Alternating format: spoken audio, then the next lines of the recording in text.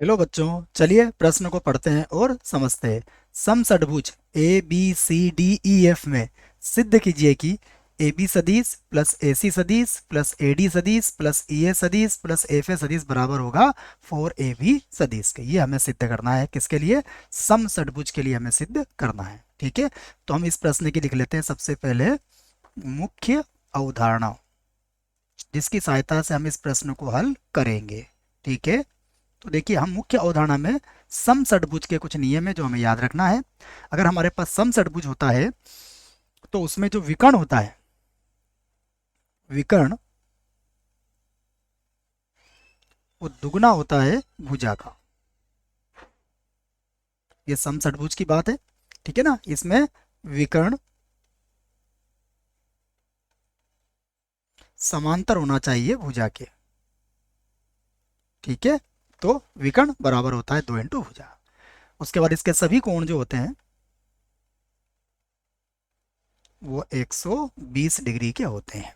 ठीक है ना, और सम्मुख भुजाएं इसकी क्या होती हैं? बराबर होती हैं। सम्मुख भुजाएं समांतर और बराबर दोनों होती हैं। ठीक है ना। अब देखिए हम क्या करते हैं, इस प्रश्न को हल करने के लिए सबसे पहले एक समषट्भुज बनाते हैं। तो ये देखिए हम एक समषट्भुज बनाते हैं। ठीक है, ये मान लीजिए हमारे पास एक समषट्भुज है। ठीक है, इसे नाम दे दिया मैंने ए, इसे नाम दे दिया बी, ये सी है, ये डी है, ये आपका ई हो गया और ये आपका एफ हो गया। ठीक है, और अब हम समषट्भुज के कुछ विकर्ण भी चाहें तो बना सकते हैं। देखो, एक विकर्ण होगा इसका सी एफ, एक विकर्ण होगा इसका ई बी, एक विकर्ण होगा इसका ए से डी, और विकर्ण जहाँ मिलते हैं वो इसका होता है केंद्रक। तो इसके केंद्रक को मैंने किससे व्यक्त कर लिया? ओ से व्यक्त कर लिया। ठीक है ना, इस बात को मैं लिख सकता हूं। क्या लिख सकता हूं? माना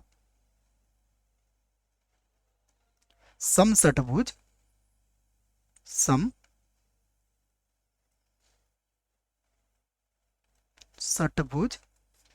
ए B C D, A B C D E F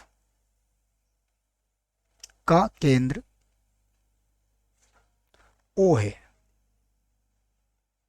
ठीक है, अब जो मुझे सिद्ध करना है मैं उसका एक भाग ले लेता हूँ।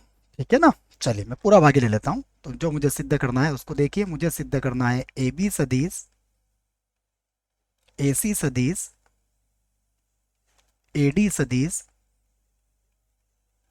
ई ए सदिश,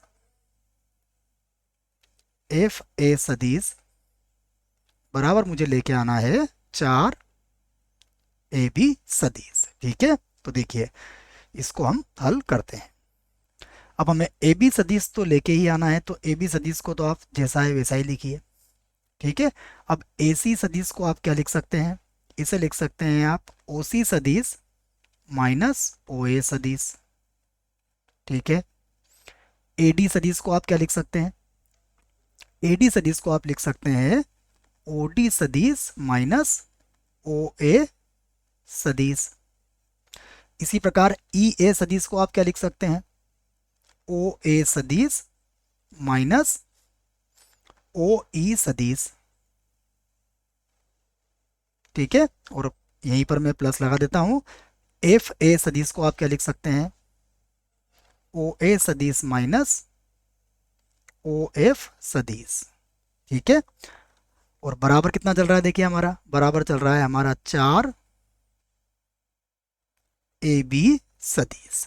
ठीक है, अब देखिए यहाँ पर क्या कुछ आपस में कटेगा। यहाँ पर देखो आप, माइनस ओ ए सदिश से आपका प्लस ओ ए सदिश कट जाएगा, माइनस ओ ए सदिश से आपका ओ ई सदिश कट जाएगा। ठीक है, तो अब देखिए हमारे पास क्या बचा?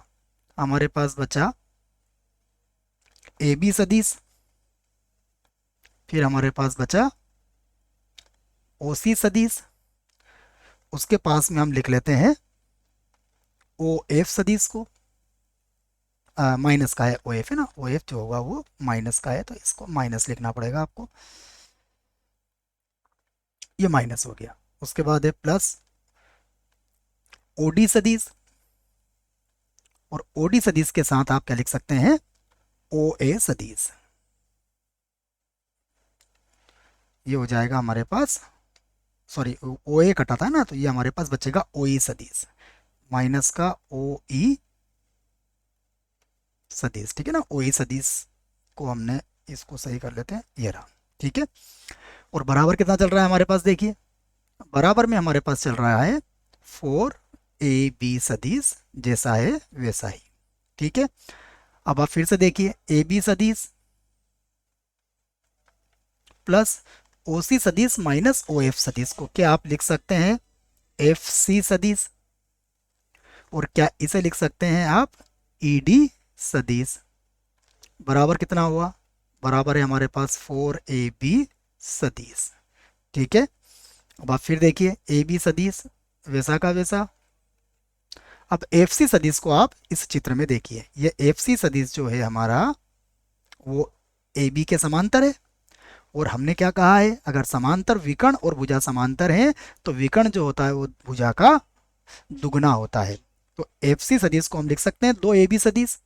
तो एफ सी सदिश को हटा के हमने कितना लिख दिया, 2ab सदिश।